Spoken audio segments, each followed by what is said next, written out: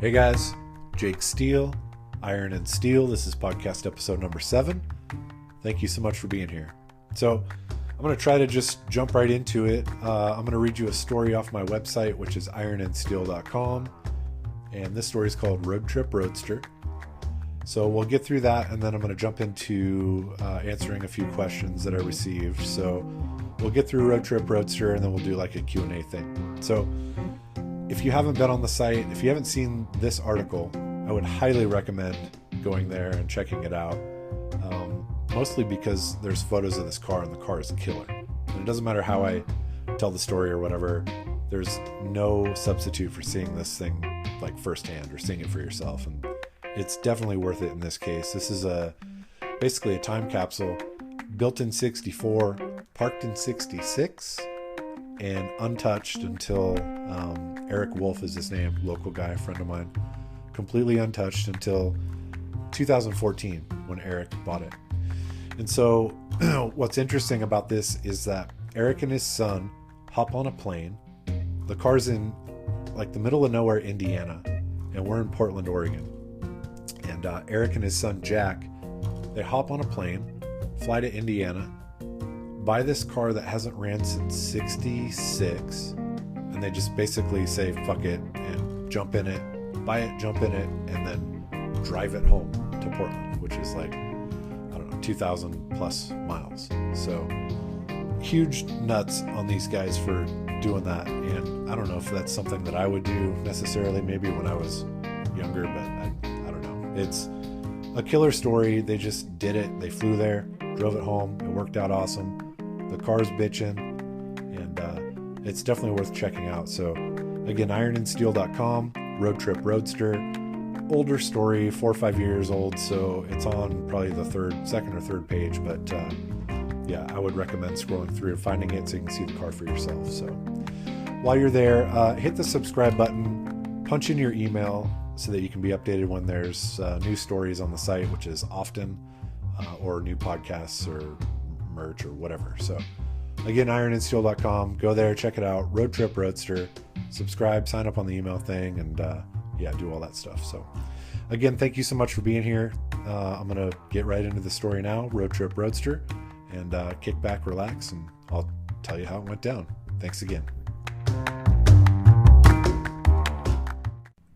Who knows what, quote, normal people daydream about? Maybe catching a big fish or shaving a stroke or two off their golf game?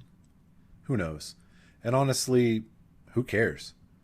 For car guys, or more specifically hot rod guys, almost every one of us has the same sort of fantasy. Finding an old hot rod stuffed away, hidden and forgotten. Yes, to be the guy that gets to drag a dusty relic from its resting place after spending decades unseen is our equivalent to catching the big one.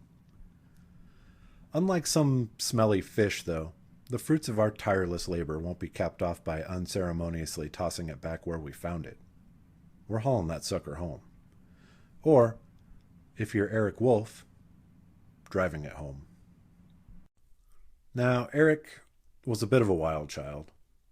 He grew up in Portland, Oregon in the 1970s, and by the time he was 17, he had purchased his first chopper, a 72 Shovelhead. This started him down the path of a long love affair with Harley Davidsons, but his obsession didn't stop with bikes. As it often does, his two-wheeled interests crossed over and intertwined with hot rods as well. Now, it didn't hurt that hot rods and bikes seemed to run in the family. It turns out that Eric's uncle is a man named Bill Hoffman, who, in 1957, built a heavily customized 53 Chevy that graced the cover of Rod and Custom magazine in 1958. It was featured there in its original configuration before it received the radical flame job we associate with it today. Uncle Bill was also interested in motorcycles and began his hell-raising career in his teenage years by doing things like riding his Triumph motorcycle up the stairs, down the main hallway, and out the back door of his high school, a stunt that landed him a lengthy suspension. Now, with influences like this, Eric was destined to spend his young life seeking cheap thrills in any number of fast cars and big cube Harleys. Fast forward to 2014, Eric is now a father of 2 teenagers, Sadie and Jack. He's also running his company, Wolf & Son Cabinet Makers, a well-established woodworking shop that has specialized in high-end cabinetry for Portland's most distinguished homeowners for more than 20 years. Now, although woodworking had taken the front seat, his love of motorcycles and hot rods never went away. And by this time, his son, Jack, was just about driving age and shared his dad's passion for traditional hot rods.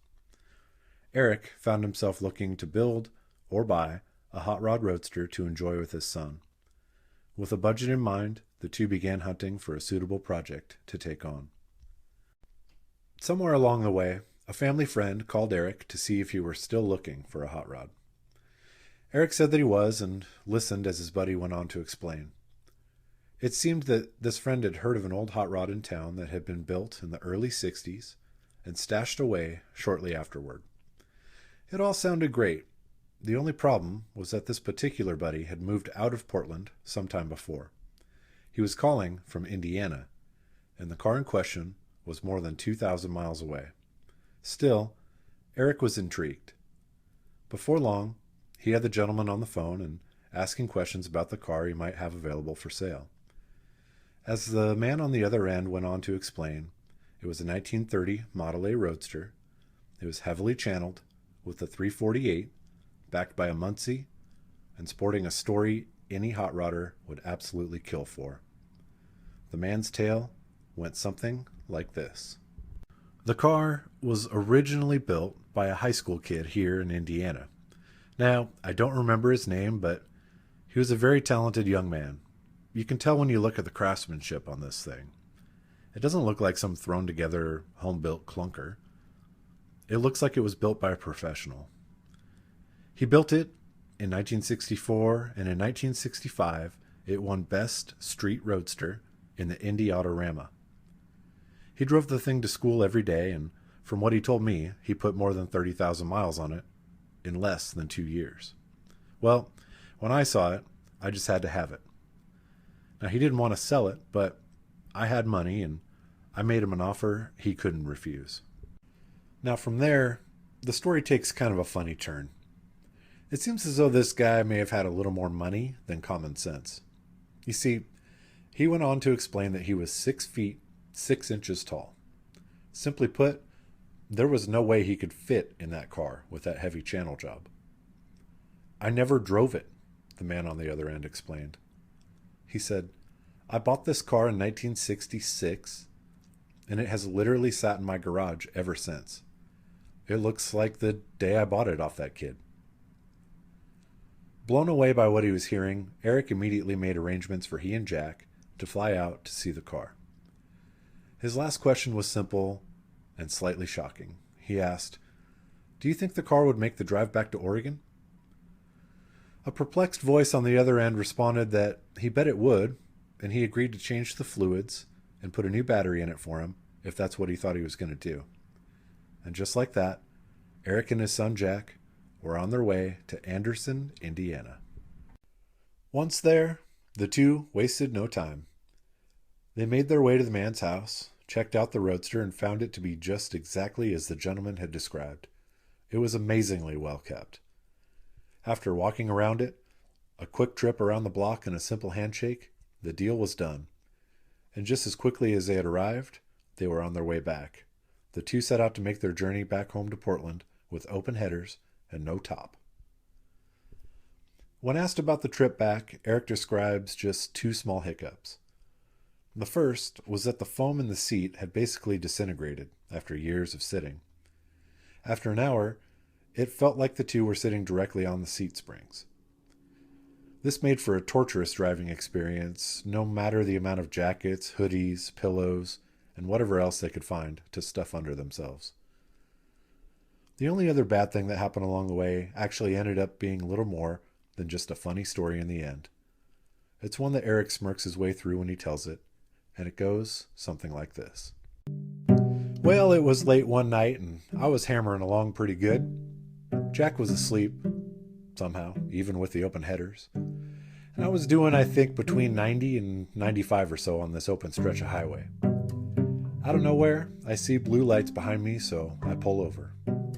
This wakes Jack up, and I tell him, Look, our little journey may be about to take a slight detour. So this cop walks up and he asks, "Do you know how fast you were going?" Of course I played dumb. I told him the speedo needle jumps around quite a bit, but I admitted I was probably speeding. He informed me that he had in fact clocked this at nearly 100 miles an hour. Now I was very polite to him and he seemed like a pretty decent guy, but he was definitely irritated with me. He asked, "Just where are you headed in such a hurry anyway?" I told him we're on our way to Portland. Well, then he got even more agitated. He told me in a huff that we're headed the wrong direction to be going to Maine. That's when I explained that no, we were actually on our way to Portland, Oregon. He just stared at me for a while. Then he walked around the car, walked around it again, came back and said, "Have a safe trip and slow the fuck down." He tossed my license back to me and we sped away. 3 days and approximately 2,200 miles later, the two were back in Portland. Unbelievably, they had managed to make it back with no mechanical issues, no tows, no repairs, and no tickets. Just a couple sore backsides from the worn-out seat and a great story to tell. This would be just the first of what would be many, many adventures in the high school hot rod. The only real change was some updated upholstery, complete with new foam to make it a little more comfortable to drive. Other than that, the car is exactly the way it was built in 1964.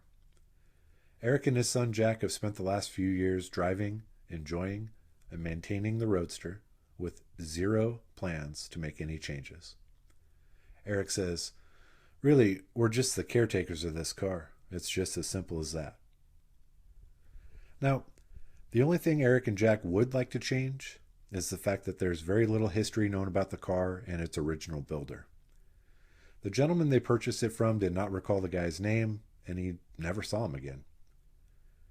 Now, it's pretty likely that someone has photos of this unique hot rod from the 2-year period between 64 and 66, when it was originally built, driven, and shown regularly. If anyone recognizes this car from Anderson, Indiana, in the mid-1960s, or knows anything about it, please make contact through this site, and let's put the pieces of the puzzle together.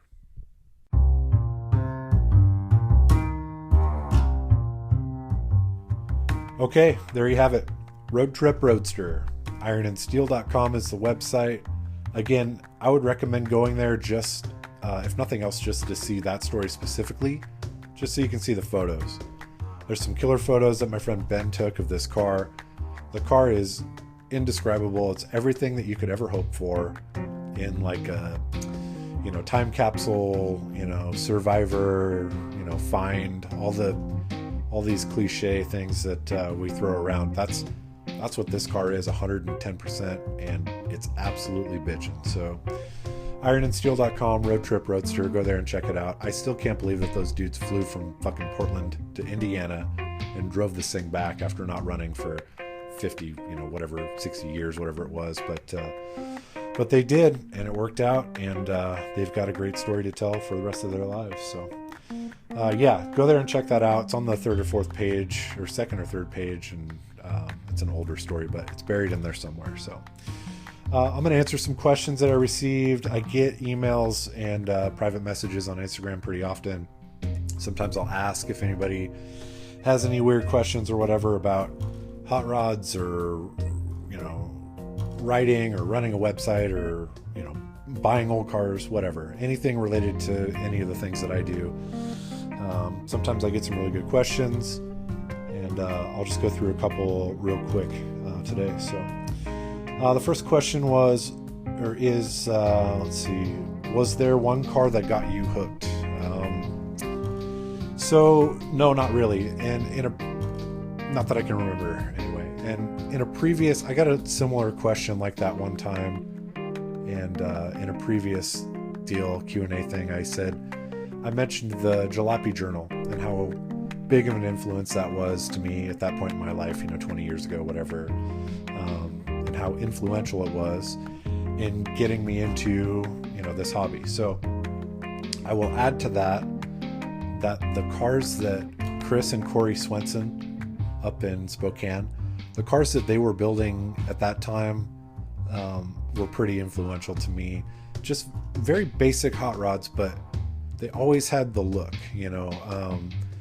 They're just putting together highboy roadsters and coupes that had the right stance and just all the right stuff on them, and they were just no bullshit hot rods and really true to how hot rods were actually built back in the day.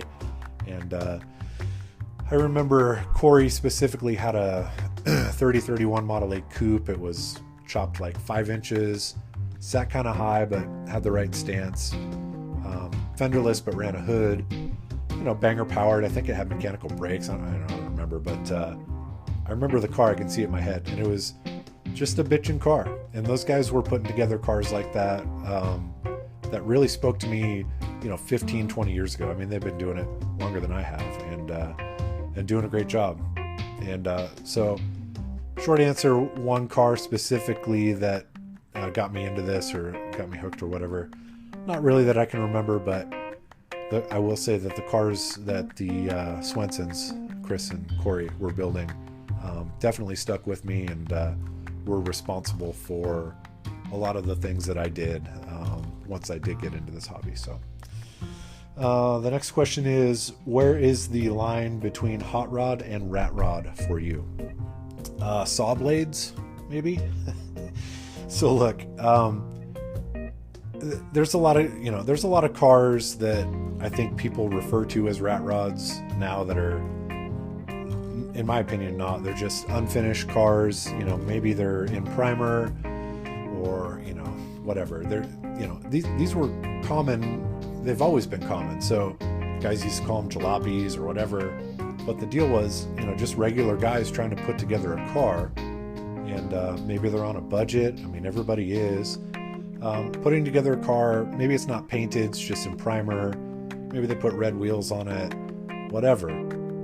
Not necessarily a rat rod, just an in-progress car. So that's one thing, and I'm totally okay with that. But, you know, where the line is, when you start gluing, you know, skill saw blades onto your hood and running fucking barbed wire and painting, you know, 666 on your door, you know, these bobber trucks, fucking some international truck on some square tubing chassis with fucking barbed wire and Jack Daniels bottles hanging off of them.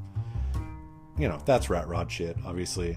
And it's got nothing to do with traditional hot rods. These are mini truckers that have progressed or devolved into whatever the fuck this rat rod stuff is. So I don't pay any attention to it. It's not my bag, and you know, guys will do what they're gonna do. But to answer your question, fucking saw blades and barbed wire. That's where I draw the line. Next question is, how do you decide what to write about? So I don't really do a lot of stuff for any magazines anymore, so nobody's asking me to, can you write this or will you do that? So it's just whatever pops into my head. And a good example is the last article I published a day or two ago on the website. It's called Stacked, and it's about Robert Stack, the host from the original Unsolved Mysteries show. It's about how he was a hot rodder in the 1930s, 40s, and really throughout his whole life. So just a weird thing that popped into my head, and decided to write about it. So how do you decide what to write about? No fucking idea. Just whatever pops into my head, I guess. The next question is, it just says recommendations for selling an old car. Yeah. First thing is make sure I don't want to buy it. That would be first. So that would be, yeah, if you could just email me and let me know what it is, that'd be cool. But no, in all seriousness, I outlined this in an article called Selling Made Easy. There was 2 articles. One's called Selling Made Easy, and the other one's Buying Made Easy, or at least Less Hard, or something like that. But it's on the second page of ironandsteel.com.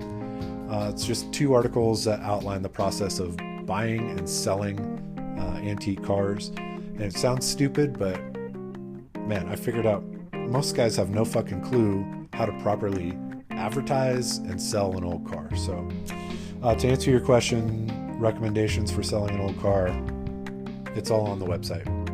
So ironandsteel.com, Selling Made Easy is the name of the article. Everything's outlined there. So the last question I got was, do you listen to anything when you write, or do you have to be undisturbed? I can't have distractions when I'm concentrating. I'm wondering what it's like for other people. I usually have stuff playing like in the background. It's usually weird shit. It's like stuff like that Unsolved Mysteries show. I still watch reruns of that show. It's just background noise. But, aside from hot rods, that's kind of my other interests, or things that I like is just mysterious things, ghosts, UFOs, cryptids, unsolved crime, shit like that, all the regular weirdo stuff. So I usually do have something playing in the background. It's something like that. If it's music, it's usually like Bad Religion or something like that. So yeah, I don't need complete isolation or whatever. I need something to keep the other half of my brain occupied while I try to punch this stuff out. So yeah, hopefully that answered all of those questions. I appreciate it. Again, ironandsteel.com is the website. And go there and hit the subscribe button, punch in your email so you can get alerts when there's new articles. Like I mentioned, that article Stacked is new. I just put it up there like 2 days ago or a day ago, whatever it was. So I don't know, it's a quick read. There's some cool photos of him on there, and of his hot rod, and at the dry lakes and all this stuff. So yeah, it's definitely worth checking out. ironandsteel.com. And again, thank you so much for listening. Thanks for being here, and we'll do it again in 1 week. We'll see you soon. Thanks again.